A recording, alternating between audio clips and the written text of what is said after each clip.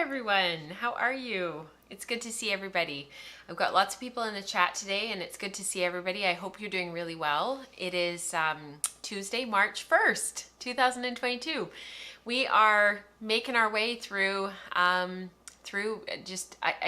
spring is around the corner. This time of year always goes so fast for me. I'm always kind of shocked at how quickly the time goes.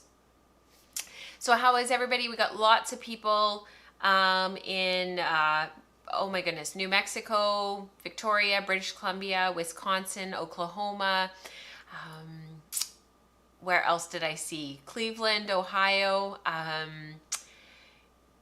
Rankin Inlet, Nunavut, which is in northern Canada.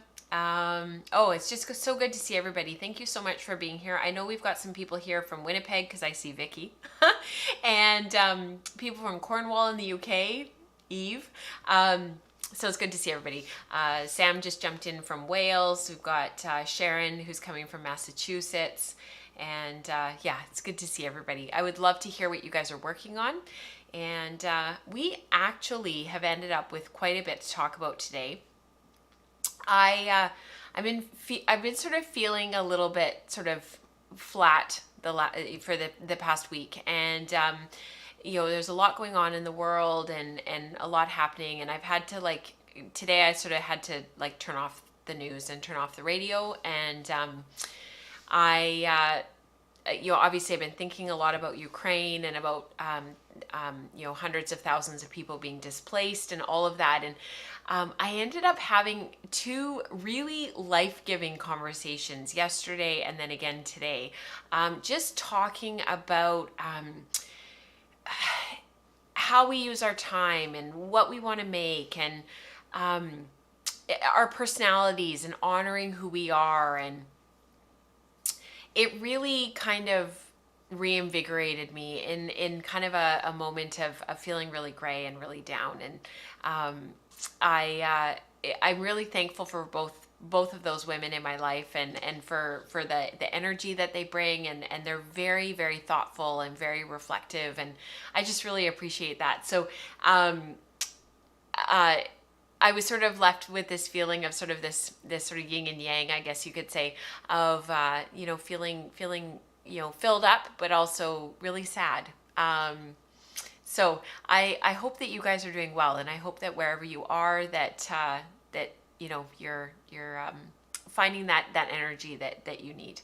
So yeah, in today's stream, we've actually got the review of Twisting Tales, and I've got a new spin on the bobbins that actually was on the bobbins last week, but I had just started it and I didn't have a chance to sort of put anything together to actually talk about it. So we'll be doing that. And then I don't have any major progress on my X's and O's coasters, but they are here. I'll just sort of show you a couple of really, really pretty photos. And I do actually have some progress on my Lunenburg pullover. So I've got yarn skeined up here, balled up, ready to go. And I'm just kind of slowly puttering through things. So lots of people are joining from work. I'm so glad that you're able to do that and you're able to kind of sneak in and listen while you're working. Christine says, I've done absolutely no fiber stuff together, no knitting, no crochet or spinning. So I'm glad that you're here getting your little fix, Christine. Kim is spinning Samoyed. If you guys don't know who Kim is, she is often doing, she always is spinning Shiangora. She's spun lots and lots of different stuff over the years. And actually, yesterday in the wool circle, when I was spinning up this mink fiber for the wool circle, it was nice to have her voice there.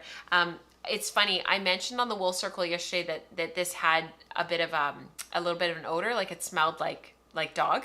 Not in a bad way. It's there. Every time I touch it, I can smell it on my hands. So I've just found that I just need to wash my hands, and the yarn doesn't smell.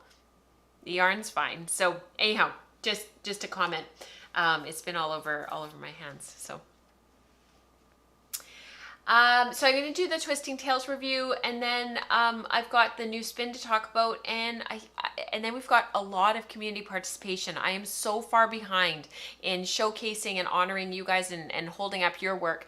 So we've got quite a bit of community participation today. So hopefully my voice will hold out. And if there's anything that I talk about that's not in the show notes, if you guys could let me know, and I'll pop links in there later for you. And of course, show notes are available at patreon.com. I really appreciate everybody who supports the show throughout the days, weeks, and months. You guys are the ones that keep the lights on here. Without you, I couldn't do what I do, and I couldn't be at home during the week doing this. I'd probably have to go to ICU and work as a nurse like I do on the weekend. So it's just really great to have you guys here. So thank you to the Patreon community, especially. To those who are just new to the show and just checking the show out, thank you so much for watching and for listening in and for participating. I appreciate that you're here, and if you don't mind taking a moment to like and subscribe, that would be wonderful. And to those who are returning viewers and watch the show week in and week out, thank you so much for continuing to watch and for participating here, leaving comments on YouTube, interacting with me on Instagram, whatever feels comfortable for you. It's really good to have you here.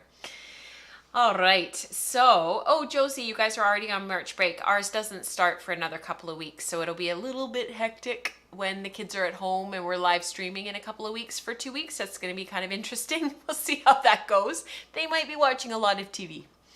All right, I will see you guys on the other side.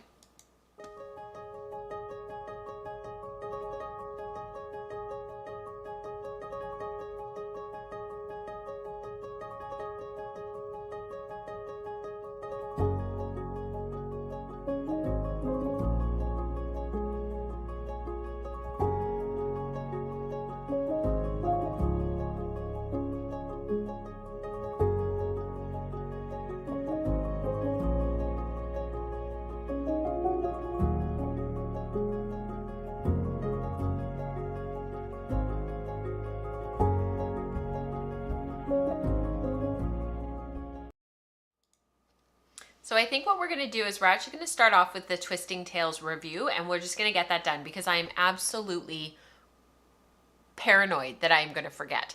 So Twisting Tales magazine is offering a discount code for anybody who wants to purchase their magazine, subscribe, whatever it is that you guys want to do. And the discount code is Rachel-10. Rachel -10, Rachel 10. I don't know how you want to slice that. That is available for the next. I should have double checked actually. I'm not totally sure when it is available until, and I know that they told me, so now I feel badly that I don't remember. Here it is. It will be available until March 22nd of 2022. So March 22nd of 2022. Which is really generous of them. So thank you so much to Lisanne and Iona. So without further ado, let me just swap over cameras here and I will play the review. I'll see you guys on the other side. So Twisting Tales magazine reached out to me to see if I would be interested in reviewing the magazine and just letting you guys know what I thought of it. So it arrived a couple of weeks ago, and I'm sorry that I haven't had a chance to review it until now. It's been a wee bit crazy around here. But I got this lovely postcard. I think this is included with everybody's copy. It just says, thank you so much for ordering your first edition of Twisting Tales magazine. And there is a second edition coming out in March of 2022. And kind regards from, I think it's Iona and Lisanne of Twisting Tales magazine. They're the creators, they're the editors, they're the ones that reached out to me in the first place to do this review and to share with you my thoughts about the magazine in general. So I probably cannot say enough nice things about this magazine. It's very high quality. The paper and just the overall aesthetic of it is lovely. I'm really excited to see what the second one will look like. What I wanted to highlight about this magazine, it came out a year ago, so this is from January of 2021. I'm not sure if they're planning on having like a magazine per year. I kind of wouldn't be surprised, so I'm not sure about that. I can't speak to that, but the only reason why I say that is because of the breadth that this magazine covers is quite significant, and the amount of information that they cover is quite significant. But it's not because it's covering only one subject. Like, they're not talking about just weaving or just spinning or just knitting. They're talking about kind of a breadth of information, and it's for those of us who sort of see ourselves as multi-craftual, those of us who are sort of dabbling in several different things, and we've got our fingers in several different things, and we're doing quite a few different things. And what does that look like for that particular maker and for that particular person? So I could go through this all day and share with you all of the amazing projects and all of the amazing things that are in here. But what I thought would actually be the most helpful would be to look at the table of contents. So the table of contents is very cleverly put on the back of the magazine, which is really kind of neat. And this is what's in the magazine. There's really not a whole lot of extras in the magazine. There's not a whole bunch of articles or pieces and bits of articles that are just short little snippets and little snapshots. They're all quite in depth. They're quite robust. Every single article that I read or that I looked at was very, very detailed. And there was a variety of topics. So there's something in here for everyone. I had to laugh. One of the things that I had just recently come across was snow dyeing. It was all over Instagram for a little bit there, and a lot of people were doing it and were talking about it. And then this arrived in the mail, and there was a whole article on it. That was really fascinating. I really enjoyed reading about that. One of the other things that I really enjoyed was what the F is a fractal. I thought this was an excellent rundown on what a fractal is, how to spin it, what its uses are, what you can expect from the yarn, what it's going to actually physically look like. That was really, really helpful. So this was the article here, and you guys need to get the magazine. So I'm giving you some spoilers here, but it gives you some different types of fractals, the different ways of spinning them. This is for a 3-ply. You leave the fiber as is, spin it end to end, split it 3 times, spin each end to end, and then split it 6 times and spin each end to end. And this is sort of what you can get in the results.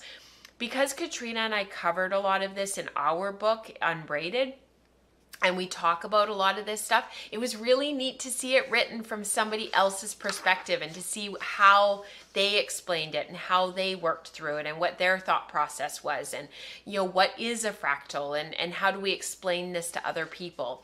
Why would we want to spin a fractal? Like, what would be the point in the first place to spin a fractal? I thought it was really, really, really clever. It was very, very well done, and I thought that they covered a lot of really interesting information that was very helpful as to why you would want to spin for a fractal in the first place. And to be honest with you, that's what every single article in here is like. They had some history, some modern history in here. I thought this article was really, really fascinating. They covered a large amount of information. One of the other things that I really liked was this natural dyeing gradients. That was really a really great article. I'm thinking very seriously about getting a subscription to this magazine. And if you do decide that you want to check them out, they are based in the Netherlands, which I also thought was interesting just because their perspective is slightly different from what you might get in a North American magazine. I'm very used to North American media. It has its own strengths. There's lots and lots of things that are really great out there that's happening in American media, North American media. There's some great stuff coming out of Canada. There's some great stuff coming out of the States. But it's really nice to see some stuff emerging and coming out of Europe. And I would love to see other stuff from other parts of the world as well. So this natural dyeing gradients experiment was really, really fantastic. They obviously really enjoy writing about their process, because honestly, this really had a lot of information in here. And for somebody who's not a dyer and doesn't consider herself a dyer, this was a really interesting read, and I really enjoyed that. In their next issue, they've got solar dyeing. They're going to be knitting drop shoulder sweaters, opposing ply yarns, We've talked a lot about opposing ply on the podcast. I'll be fascinated to see what their perspective is on that. Historical shapes, and then pin looms. So I think, and building your own pin loom, which I think is really fun. This article on gauge was really fantastic. They talk about why gauge is important, what we can do to improve our gauge, why we need to think about gauge and really kind of take it seriously. And then this was really cool, this weaving buttonholes one. This was a neat article. How do you weave buttonholes? It was fantastic. The other thing that I wanted to say, their photography is really good. You know, the magazine overall is a teeny tiny bit dark, but overall their photography is really good, and it shows what it needs to show, which I think is really important. They have a variety of photographs that makes it really visually appealing. There's lots of color. The pages are well set up. It's clear. You can see, like, even on this page that I already showed you, there's enough text and there's enough information, but the photos are also really clear. How did they get from here to here? And it's very visually easy to follow that along. So I hope that you check out the magazine. They will be offering a 10% discount code for you guys when this goes live. And so I hope that you check it out and that you support them, because it's great to see more and more pieces of media like this out there, you know, whether it's magazines or online things or workshops, whatever. I'm always happy to support whatever's up and coming. So I hope you guys check it out.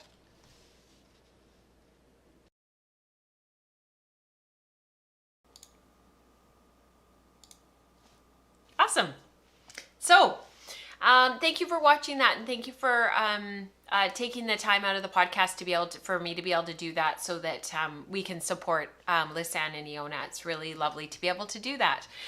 So let's get back to spinning. So I wanted to share with you this BFL Beaumont, and the reason why I am not switching the cameras back to the big camera is because I've got some of me actually spinning it. So this is a BFL Beaumont sheep. I thought it was a cross, but Eve actually said that it was the actual sheep. This is the first bobbin, and I've actually got the second bobbin quite well along now. It's just back there on my Magicraft Susie. This was milled, and Eve was kind enough to send me a little bit of it, and I'm just long drawing it. It's quite a I think the roving, it's got quite a few neps in it. It's a wee bit dry. But you know, overall, like, it's actually been quite lovely to spin.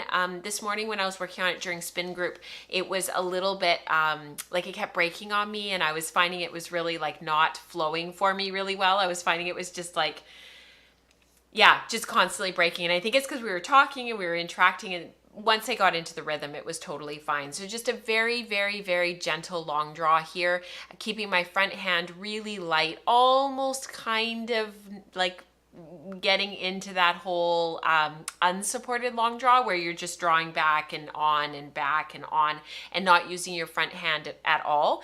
Amy King talks about in one of her online courses to actually, like, put your arm behind your back, and then you're not tempted to get that front hand in there. But I like supported long draw, and I actually prefer it because I find that front hand can do a lot in terms of giving you something to pull against as you draw back, rather than pulling against the actual orifice of the wheel, where you can actually have slippage of the singles off and on the bobbin. So I prefer to pinch and pull against my pinching hand versus against the actual orifice of the wheel. So this has been a really fun spin. I've got about 225 grams of fiber to spin, and because it was milled, and the prep from this mill is just beautiful. It's a mill in the UK, and so I was able to find the center of this fiber, and I've just been drawing from the inside out. I'm probably just over halfway. I suspect. I could weigh it. I could totally do all the things. But I'm just gonna keep filling bobbins and see where I get to. So I've got, you know, sort of this to finish off. Another full bobbin for sure, if not a third one. and there's some VM left in here, and there's some, you know, there are quite a few neps. But you know, overall, like it's quite lovely to spin. I did not pre-attenuate it and pre-draft it. If I had, that probably would have made it a little bit easier to spin. However, I want a slightly denser yarn. I'm hoping to put this onto the looms eventually, and I'm actually thinking very seriously about putting it with this spin. So this is Tofino Road Trip. This is BFL Silk. I am actually finished spinning all of the singles for this. However, I haven't started plying it yet because I'm kind of saving it for on the podcast, on the wool circle specifically, and for doing it with on the wool circle. So with the wool circle, I was hoping to be able to do some different plying approaches with these 3 bobbins and sort of show 3 different yarns that would be possibilities for me to sort of ply through the whole 200, and it's roughly 225 grams of this Tofino Road Trip. So I'm just holding on to the singles for now because there's other stuff that we need to work on for the wool circle. But this BFL Beaumont, I'm kind of torn now. Like I'll probably end up with 2.5 bobbins. I'm kind of torn now about maybe just 2 plying it and not 3 plying it, because it's very woolen. It's very fluffy. It doesn't need a ton of twist to hold together. It's making a really, really nice singles. It's really fast to spin. And even though I didn't pre-draft it and pre-attenuate it and put a whole bunch of air into it, it's actually been spinning up really nicely. So it's just a matter of whether or not to ply it, and not to ply it quite as tightly as I maybe normally would, and then to wash and not full, but gently you wash the skein so that in quite hot water with some soap detergent, and then rinse it so that those fibers are really locked together, or you know, do a 3 ply it a bit tighter and see what I come up with. So I'm kind of trying to figure it out. So I think once I get all the singles spun, I will ply up a couple of like 10 or 15 yard skeins, wash them, and then I'll go from there. So I'm in that kind of in between right now. And if anybody has any questions about that in terms of like the sampling process and where I go, we can definitely talk about that some more. I'm interested, do you think it will have Beaumont Bounce or BFL Drape? You know, that's a great question, Eve. I think it's going to be somewhere in between. I think it's going to probably feel like a blend of like a nondescript wool. I don't think it's going to be really one way or the other. I think it's going to feel very much somewhere in between. So, which will go really well with the BFL Silk if I use it with that. But I'm also thinking about the other spin that I have on my wheels. It's on my Ashford e-spinner. I haven't talked about it for a while because I have not worked on it. It was my Sweet Georgia Yarns, the Silk Puff spin. That was going to be a 2 ply, and in the colorway Hearth, which was just a really, really beautiful, it's got like coral in it and some browns and some grays, and it's just a really beautiful yarn. And my plan was to spin that and 2 ply it. There's no white in it, and I was looking for something a bit softer, which was why I was going to put the BFL Beaumont with the BFL Silk. So just trying to figure it out. I might end up doing some sampling and maybe throw some stuff on the looms and just sort of see what I think. Even if it's just like on my little pin loom, to make like one of these little samples here where you can just play around with the colors a little bit and see what you can come up with. And it just gives you an idea of what you maybe want to do on the looms before you use a bunch of yardage to do a bunch of sampling, and then you realize that's really not what you wanted to do in the first place. So these yarns will probably be woven with. That's the long and the short of it. So yeah, super interesting.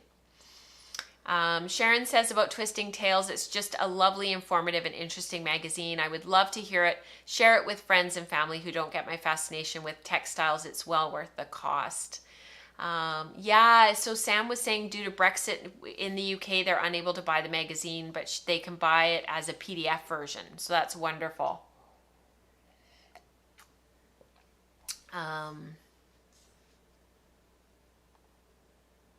Yeah, so Erica makes a good point. Look at some examples, but do keep in mind that wool yarns for weaving are often sized in some way. Yeah, so because I just did all of that weaving with my wool for all of that twill and that plain weave for the Unit 1 stuff that I was working on. And I worked with several different wool yarns for that before I decided which one I was going to choose.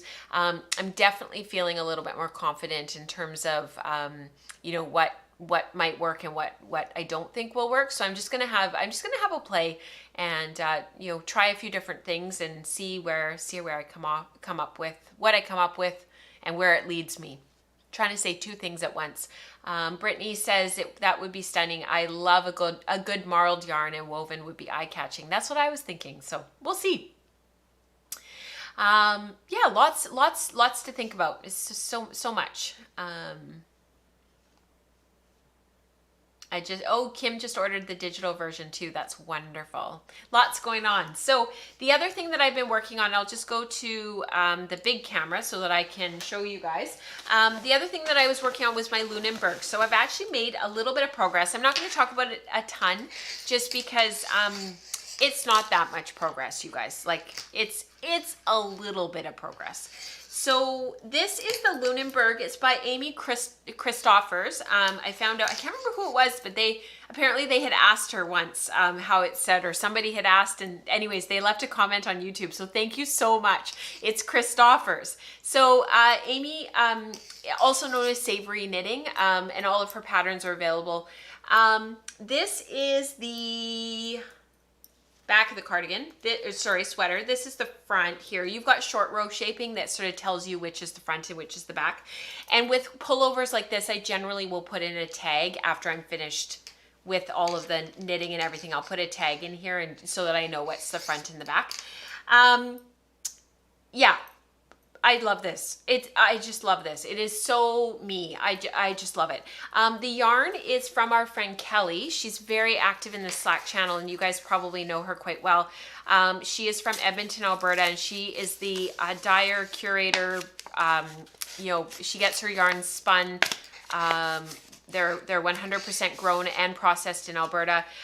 Dominion Fleece and Fiber. So that's her stuff there. And this is the tag from the Indigo and Marigold, which is the dark blue, the dark teal green blue. So that's the background color of the entire cardigan. I keep saying cardigan, I don't know why, of the pullover. So lots of textured color work, mosaic-ish type knitting through the yoke. And what I have made progress on is I've actually started the sleeves. I'm finally on the sleeves. So sleeves have been started, and I have actually, it looks like it's still in progress. It is in progress. However, I have actually finished the body. So the straight stockinette section of the body is all done. The reason why it's so textured looking is because I had ripped it out to reknit it. So the stockinette section of the body is done.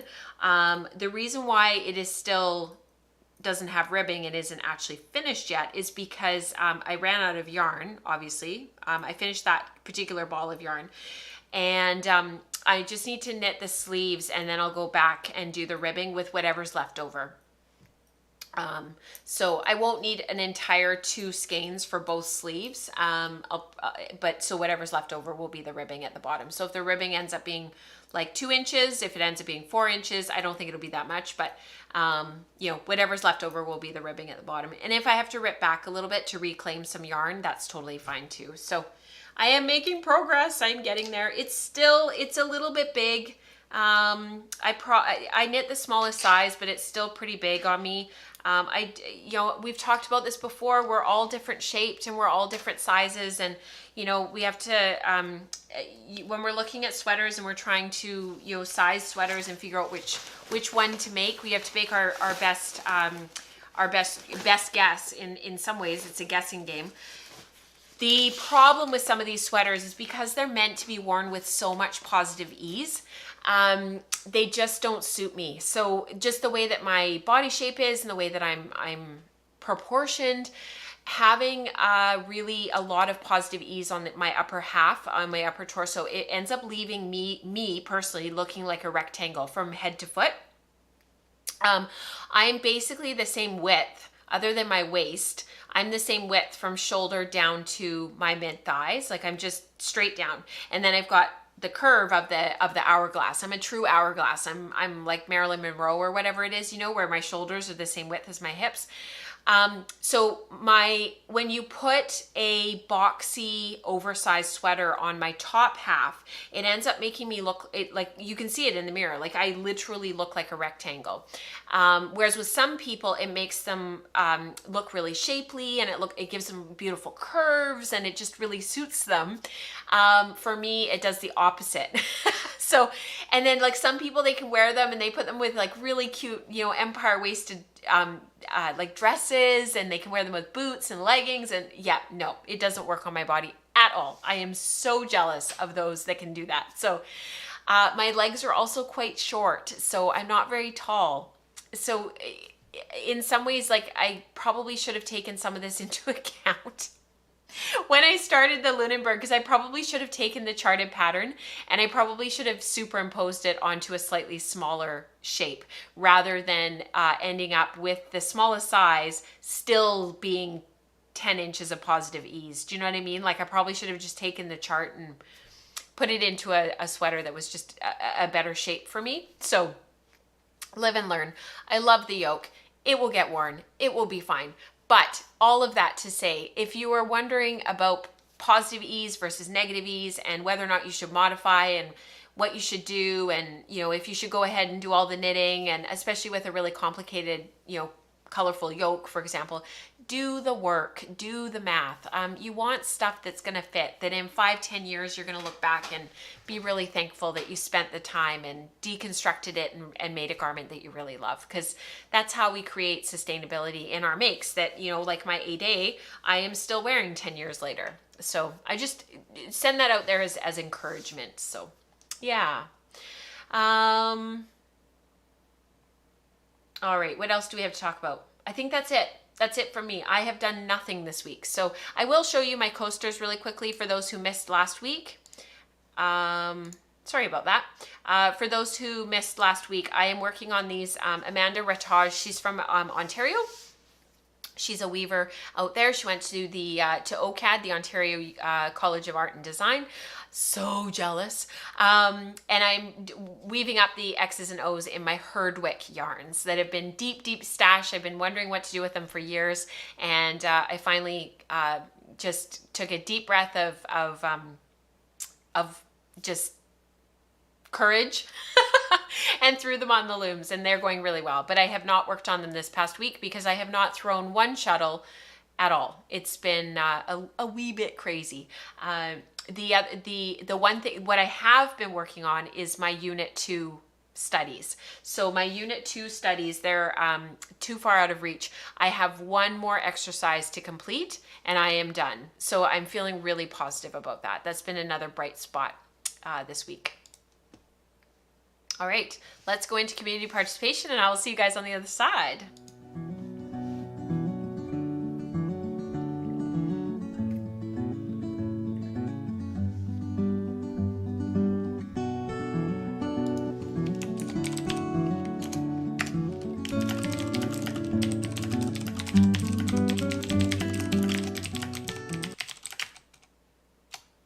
All right. So Christine was saying that she's putting off casting on a new sweater because she's put on some winter warmth, you know, and I was typing back to her, you know, I've stopped doing that. I've stopped putting off making sweaters. I really changed my tune about probably 2.5, almost 3 years ago. You know, I felt like for years and years and years, since I was about 17, I was always like trying to lose that last 5 pounds, always. And you guys didn't know me. So this is a little bit of like some background, but when I was 17, 18 years old, I was about 80 pounds heavier than I am now. And my weight's fluctuated over the years because of, you know, having kids and all that kind of stuff. And, you know, I think it's really, it's really easy to sort of think like, you know, once I do blah, blah, blah, then I'll blah, blah, blah. And I found, yeah, about 3 years ago, I really kind of sat down with myself and was like, you know, I'm I'm going to really try to just be here in this place, not wishing I was somewhere else or not trying to, and it's been a process, and it's been a road trip, and it's been a journey and all that kind of stuff.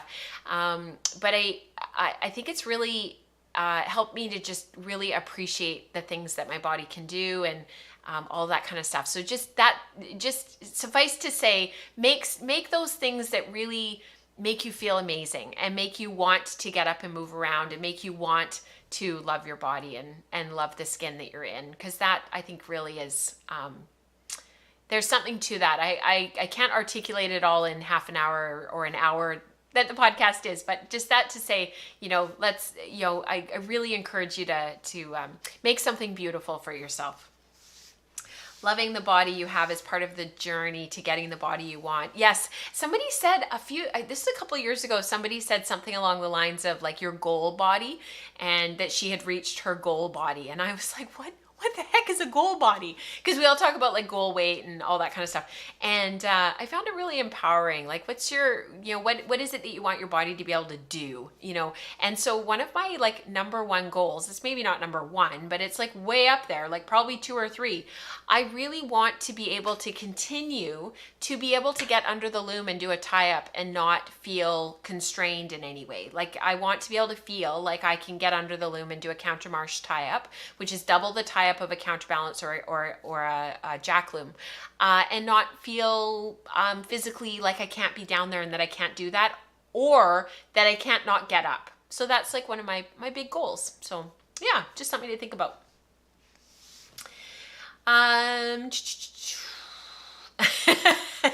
Eve says you have a career as a typist with those flying fingers. Yeah, I've been very, I'm lucky. I'm a fast typer. So it's probably because we got our first computer in our home. We're doing a lot of looking back today. Maybe I'm just in a very reflective mood. Which I am. We got our first computer in our home because my dad was already using them at work. So our first computer came into our house in '86. And I was born in '82. You guys can do the math. I have a big birthday coming up this year. And so '86. And so from the time I was probably about 6 or 7, I was sitting writing stories. And I would sit and write stories on the old Word. Was it Word Perfect at that point, or had that even been invented yet? Because it was on the old MS-DOS, and the big, huge, massive floppy disks. And I would write stories after stories after stories. So I still have some of them actually, because they were printed out and I kept them. All right, tie-up goal. Yes, says Charlotte. Yeah, so Charlotte, Charlotte's still weaving a ton, and so I sort of look at women like her, and there's others in our community, and I just think like I want to be like you guys. Like, I want to be able to get under my loom, and I want to be able to do all these things, and it's really inspiring. When I went to pick up my spring, the lady that I was buying it from, she's in her mid 70s, late 70s, and like she's jumping down, she's jumping up, she's like a little like, she reminded me of the women in Okinawa and Japan. They're up and down and up and down and up and down, because they don't have like furniture like we do in the West. They don't sit on chairs like we do. They sit on the floor. So up and down, up and down, up and down. It's so inspiring. I love it. Okay, this is from Diana. Moving on. Spindle spun stitches. It's one of our big alongs in our group that we have that's ongoing. It's spinning spindle spinning yarn, honoring that space for spindle spun yarn, and making with our spindle spun yarn. So my goal for this year is to spin and knit a sweater. Probably won't do the knitting this year, but I'm hoping to do the spinning, and it's in progress. So this is from our dear friend Diana. It's hard to imagine that the yarn above came from dyed fiber below. I made Rolegs on the blending board, which evened out the colors, and the yarn is spun fine for Diana. She tends to spin like a sport weight usually, so maximum blending happened. Beautiful. I love this yarn. It's just beautiful colors, and that the fiber is originally from West Coast Color from our friend Lynn. If you're wondering where she got those brilliant colors. This is from Ange. This is also part of Spindle Spun Stitches. I've had such an odd start to 2022. Ditto. So weird. And I haven't really felt like I've been able to settle into anything. Ditto. Totally. I was reading this when I was getting ready for the podcast at the end of last week, and I just, everything Ange said, I was like, yes, that's it. Yes, I haven't been able to settle into anything. I've been doing lots of simple knitting, mostly commercial yarn from Stash, but a couple of weeks ago I picked up my support spindles again, and it felt just like coming home, and now I can't stop spinning. That's awesome. I'm so glad, Ange. Yes, weird start to the year, I think, for many of us. This is for our natural shades along, just honoring naturally colored wool, naturally colored fibers, whether it's cotton, some of the camelids, alpaca, llama. So this is from Becca. This is for her portfolio that she's working on for her spinning certificate. She's finished spinning lace weight Teeswater singles for her portfolio. Pretty happy with how this turned out so far. Now to finish them and count the final yardage, and then she also has to do a swatch. So I had asked her in the Slack channel if she has to swatch if she's going to do a lace swatch, because this is lace weight. It's just beautiful. The Teeswater would just shine, and I'm actually not totally sure what the answer was. So, but just beautiful spinning, Becca. Amazing. This is our Zero to Hero. We have some great Zero to Heroes this week, so I'm glad to be able to share them. This is sort of hashtag use your hand spun, going from the fiber through to the yarn through to a finished object. And this one is from Liz. I'm so excited about this new project. Liz is the owner and I don't know what the right word is, the owner of and the carter of, I don't know, behind Kingdom Fleece and Fiber Works in Vermont. She's so excited about this project, and then I just started. It's been so cold up here in Vermont that I decided I wanted some thicker sweaters and decided to try my hand at Lopi. It's been so fun. If anyone wants to join me, I'm posting my progress on Instagram and my blog, but here's what I've got so far, and I'm loving it. Thank you to Rachel for making me not scared to knit with my hand spun anymore and just to try something. You're so welcome. And it's amazing. Look at this. It's beautiful. Lopi style yarn. Gorgeous. Amazing. Thank you for sharing, Liz. This is from Josie, who's in the chat today, so you guys can rain down praise on her. Here's my finished shift cowl from my Inglenook Fibers Pie Mill Fiber Blend set. I really enjoyed it. My only complaint is that some colors came in way smaller quantity than others. I would have loved to have an extra serving of strawberry, blueberry, and molasses pie. Wouldn't we all? Like in real life, like the real pie. Nevertheless, I'm very pleased with the FO. It's beautiful. This is the Shift Cowl by Andrea Mowry. Beautiful. Thank you, Josie, for sharing. This is from Julie. I love these colors. Zero to Hero, 1 pound, 3.2 ounces of Falkland and Bombyx. My lake and sky shawl using Amazing Day shawl pattern with an extra repeat. Made the gradient yarns using my new drum carder and following Ply Magazine winter issue article on smooth color transitions. Last rows, the yarn was pure playfulness on the carder. Inspiration was a photo that her neighbor took of a sunset over Lake Michigan at our local beach. Isn't that beautiful? Beautiful. I love this. So pretty. Well done, Julie.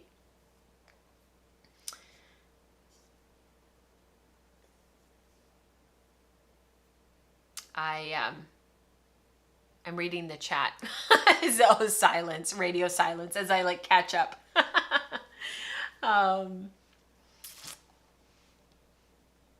Oh, that's funny. Zan was saying that she was born in 1970 and her dad was a computer engineer. So she has never not had a computer in the house. Yeah, isn't that weird? Like we're kind of this weird generation in between, aren't we? You know, where we kind of remember pre-technology, but we kind of, you know, have always grown up with technology. I think technically my cutoff year, we've talked about this before on the podcast, I think technically I'm a millennial, and my husband is not, because he's a year older than me. And he always teases me that I'm an elder millennial. And I don't know if you've ever seen any of those comedy skits on, I think they're on Netflix, and I can't remember the name of the comedian. She's brilliant. She's a very physical comedian. She talks about being an elder millennial because, like, you know, in '86 we had a computer, but then we also had a rotary phone. And I also remember when we had a party line when we were still living up north. So if anybody doesn't know what a party line is, like, you know, it's just so funny.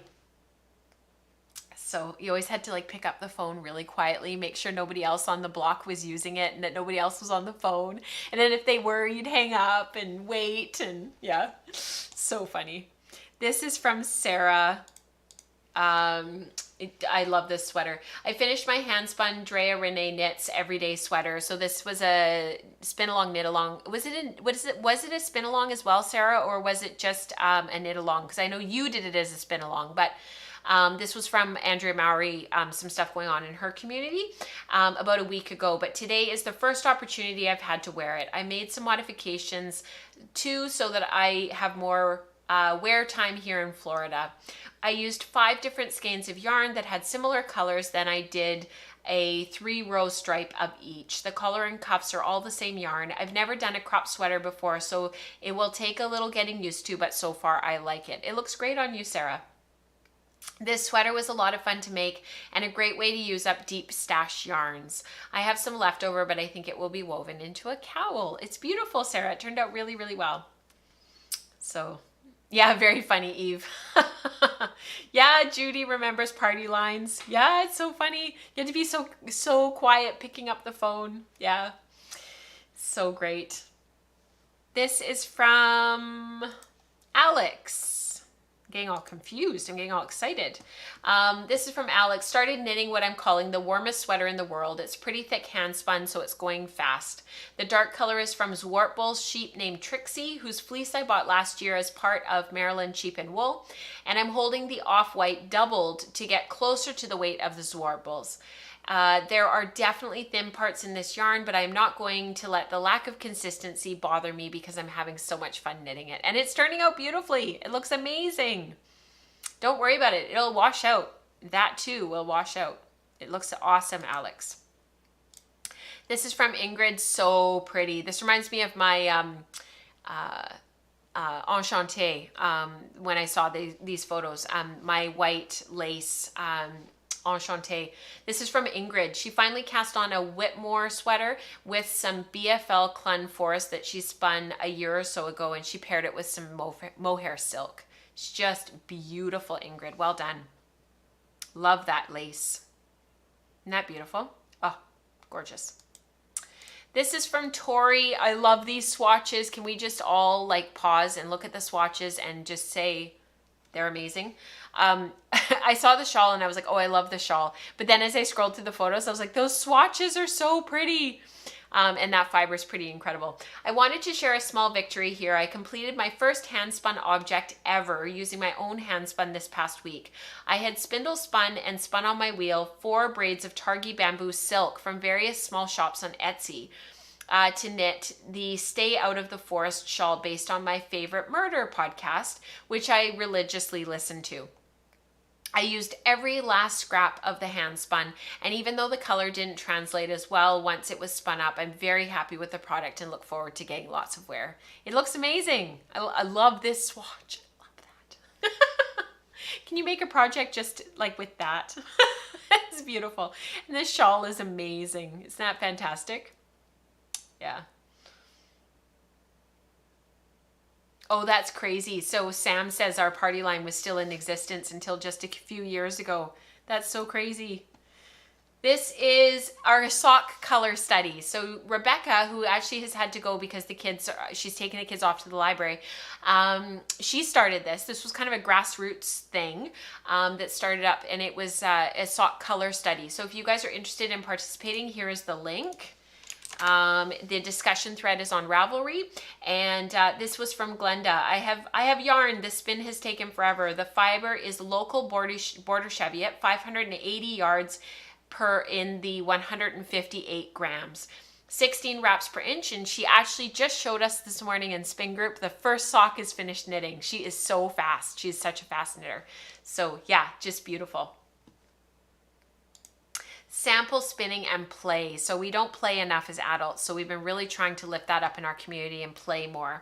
This is from Kat. She finished her moth brooch. I had shown you guys it in progress, but this is it done. Isn't it fantastic? It's so great. I love it. I love the wings. Oh, they turned out so well. Well done, Kat. Thank you for sharing.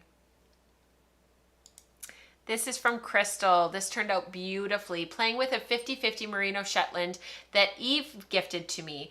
It was such a treat to spin. The color was an absolute perfect pair to the blush pink merino I spun at the beginning of the year. I'm envisioning color work in the near future. I've been feeling stuck in a color rut lately, and this fiber was a refreshing palette cleanser with all the peachy pinks. It's not a color I would have chosen myself, which I totally appreciate, as I have a tendency to gravitate towards the same sorts of colors when buying fiber. The thing I'm loving the most about this color is that it is a blend of red and green, two colors synonymous with mud. But in this skein, they blend together to make awesome. Thanks so much, Eve. I couldn't have asked for a better spin. Isn't that gorgeous? I think that's one of the things about breed and color study that has been really important over the last few years, as we've delved into our studies and we've done all of our stuff, is the fact that it pushes you out of your color comfort zone, and you have to really work to figure out how you're going to deal with the colors, and that's really really good, and that's how you grow. And this last one is from Charlotte, who's here today, which is so wonderful. Lots of things tried here, but not all well executed, but somehow it turned out okay. And one more US Livestock Conservancy breed, Southdown, to check off. So this is for the Shave 'em to Save 'em. The roving was very clean and soft, but clingy like sponge cake, and therefore hard to draft. I stripped half and spun end to end haphazardly to one of my antique wheels, just making some crazy lumpy singles any which way, mostly short forward and short back. I chain plied it from a center pull ball in a giant DIY CD spindle, and that made a ropey, rusty,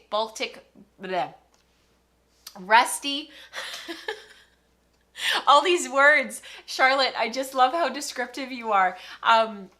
James's teacher would say that you're a very juicy writer, but then when I have to read it out loud, and that made a ropey and rustic bulky yarn for the hat crown. I spun 2 support spindles full of row legs and 2 plied them on a Hjorn pile, is that how you say it, spindle, making a totally different lofty skein for another use. Then I spun all the other row legs to the antique wheel, having an entertaining supported long draw experience with all that elastic bounce, making me want more Southdown. I can hear you speaking, because of course, I've met you lots and lots and lots on like Maker Morning and stuff, and I can just hear your excitement about this. The yarn I also chain plied on a CD spindle for an Aran weight yarn that became the ribbed hat brim. It's in the 80s today, but cold weather is coming this week, and I'll be wearing the hat to keep my ears warm on my walk. I used the top-down No Math hat by Susan J. Gonzalez. Beautiful. It's amazing. I thought this just turned out just awesome. Thank you for sharing. Thank you for letting me read all of that too. It's so much fun. James is his teacher's always encouraging him to be really juicy. So I really appreciate it when people, really explain their projects, and just makes me feel like we're there with you. So we have had a full show today. It's a little bit shorter than usual, but of course I'm kind of enjoying this little bit of quiet that I've had around here, working on my stuff and not really pushing myself to start a whole bunch of anything new, and just sort of finishing up some of this old stuff that I really want to get done, like the Lunenburg. And I took it to work the other day, and on my breaks I worked on it, got the body done other than the ribbing, and it just feels good, So little wins right now I think is really important in the deep winter. So until next week, I hope you guys are full to your brim with lots of making and lots of really exciting projects that you're working on. We have a Maker Morning tomorrow morning at 6:30 Pacific, so I hope that I will see you guys all there. And the post, and I think the Patreon post has actually already gone up for that. I'm not actually totally sure. Let me have a look. It's supposed to be published, I think, at noon.